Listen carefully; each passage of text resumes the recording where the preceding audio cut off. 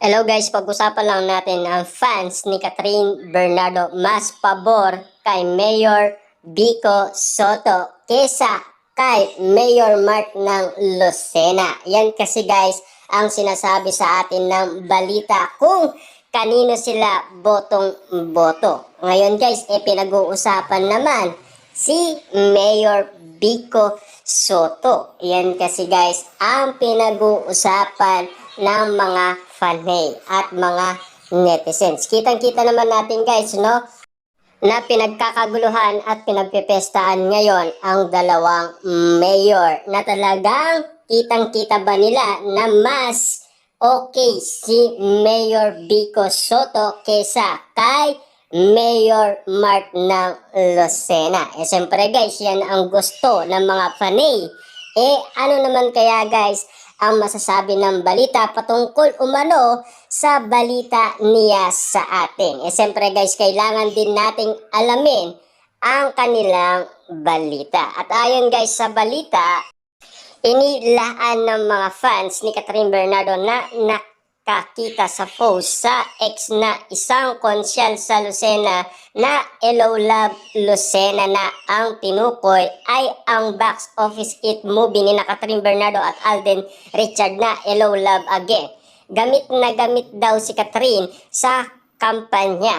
Sinugod ng fans ang ex-account ng konsyal kaya dinidelete nito ang kanyang tweet. Kahit daw biro yun, hindi pa rin maganda dahil ginagamit sa kampanya ang actress. Siyempre guys, kita niyo naman kaya sinasabi nila na ginagamit lang ni Mayor Mark ng Lucena si Catherine Bernardo dahil merong nakapansin na mga Katniel fans at mga Katden fans dahil huling-uli nga naman kasi guys ang isang konsyal kaya nga naman guys sinugod ng mga fanay. Kita nyo naman guys, no?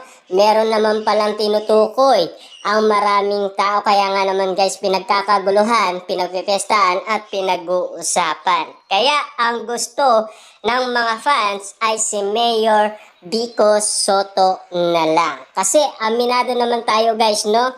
Marami nang naayos si Mayor Vico Soto.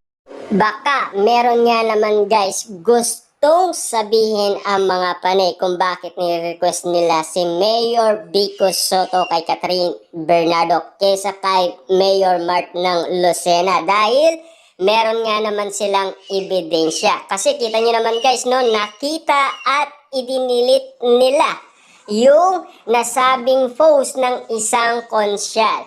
Kaya lang kahit idinilit ang tweet sa X, may nakapag-screenshot pa rin. Marami ang nakabasa kaya nega ang reaction ng fans ni Catherine Bernardo. Anyway, ilang araw nang lumabas ang di umano'y reaction ni Catherine sa mayor ng Lucena. Bagay na ayaw paniwalaan ng marami.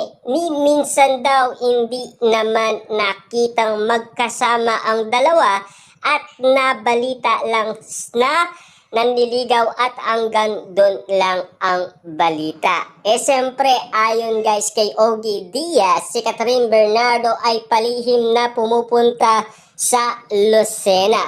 Pero ang kinakagulat natin dito, bakit sa dami-daming nakakilala kay Catherine Bernardo, wala man lang nakapagsalita na si Catherine Bernardo ay pumupunta kay Mayor Mark ng Lucena.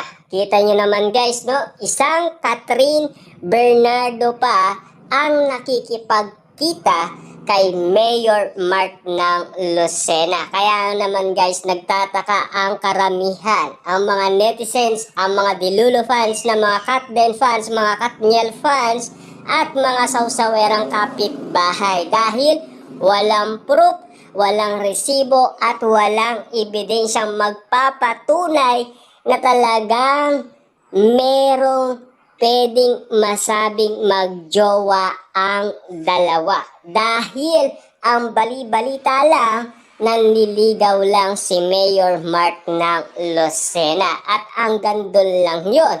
At Nung una pa, ang sinabi sa atin ni Ogie Diaz ay magtropa at mag-best friend lang si Mayor Mark at si Catherine Bernardo. Nakakatuwa nga dahil kung kay Pasig City Mayor Vico Soto raw nalilink si Catherine, hindi mag-react ang fans nito. Hindi pa naman nangyaring boto na agad ang ilang fans niya kay Mayor Vico Soto. Na alam naman natin guys, no, kung mababalitaan ninyo, si Mayor Vico Soto ay marami na umanong naayos sa Pasig. Kasi kitang-kita naman natin guys, no, na marami na ang pinagbago ng Pasig ng dahil kay Mayor Vico Soto. Kitang-kita naman natin guys na ngayon ay pinagmamalaki ng mga taga-Pasig na si Mayor Vico Soto ang naging mayor nila. Kitang-kita nyo naman guys, no?